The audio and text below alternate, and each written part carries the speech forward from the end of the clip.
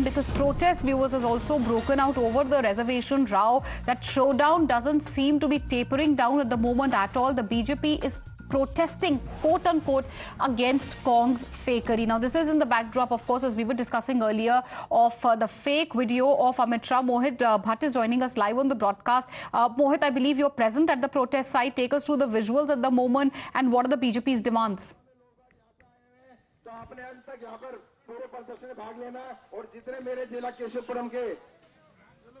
Well, yes, in fact, you see, the BJP OBC Morcha is protesting near the Congress office, and you can see they are carrying banners, and they basically say that Indi Gadbandhan Sharam Karo, Musalmanon ka Arakshan Band Karo. So this is what the BJP is saying, and this is what Home Minister Amit Shah in that viral speech has stated, that how exactly the Telangana government has given the reservation for SC, SC and OBC meant for them was being given to Muslims, and when BJP comes to power, they will give back that quota to the SC, ST and the OBCs, taking them away from the minorities.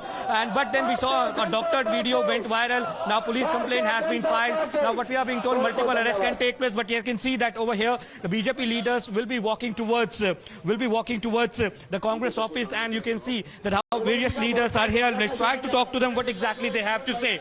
We have Kapil Mishra with us, BJP leader. Kapil जी, क्या कहेंगे? आज एक बड़ा प्रदर्शन आप कर रहे हैं. इसके दो मुद्दे, एक आपका प्रदर्शन, एक होम मिनिस्टर अमित शाह की जो एक वीडियो है, जो एलिजेड वीडियो कही जा रही है, कांग्रेस के कई हैंडल्स से ट्वीट की थी, उस पर भी सवाल उठे हैं. वो डॉक्टर्ड वीडियो है, एफआईआर फाइल हुई है, जिसमें वो ये कह रहे थे कि जो मुस्लिम्स को आरक्षण दिया गया वो SC, ST, OBC को वापस दिया जाएगा. गलत तरीके से प्रस्तुत किया गया. दूसरी तरफ आप यहाँ प्रोटेस्ट कर रहे हैं OBC मोर्चा के साथ, क्या कहेंगे? राहुल गांधी की क्या पहचान, दिल में शरिया और जुबान पे संविधान. कांग्रेस पार्टी का सच ओबीसी, दलित और ट्राइबल समाज के सामने आ चुका है. वो केवल फेक के आधार पे कैंपेन कर रहे हैं, लेकिन उनके दिल में वही है जो उन्होंने मुस्लिम बस्तियों में कैंपेन किया कि ओबीसी का आरक्षण लेंगे, हिंदू ओबीसी का, और मुस्लिम ओबीसी को देंगे.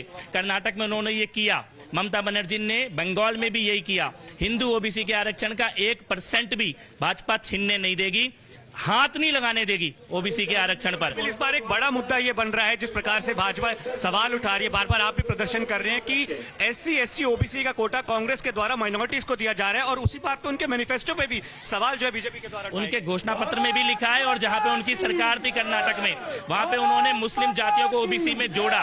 और हमने ये देखा है कि जहां मुस्लिम ओबीसी जोड़े जाते हैं, हिंदू ओबीसी को 1% भी लाभ मिलना बंद हो जाता है. हम हिंदू ओबीसी का आरक्षण छीनने नहीं देंगे. राहुल गांधी को अपने घोषणा पत्र से हटाना पड़ेगा. Also have Sunil Yadav is us, who is the OBC chief of Delhi BJP. Sunil, क्या कहेंगे? आप प्रोटेस्ट कर रहे हैं, एक बड़ा मुद्दा जो है इस चुनाव में बनता जा रहा है. हिंदू ओबीसी आरक्षण में सेंध मारी जा रही है तुष्टीकरण के लिए. अब लोकसभा का चुनाव चल रहा है. राहुल गांधी और उनकी पार्टी ने मुसलमानों को रिजर्वेशन देना शुरू कर दिया है. कर्नाटक इसमें बहुत बड़ा एग्जाम्पल है. उससे पहले ममता बनर्जी ने रोहिंग्या मुसलमानों तक को पश्चिम बंगाल में उन्होंने आरक्षण दिया है.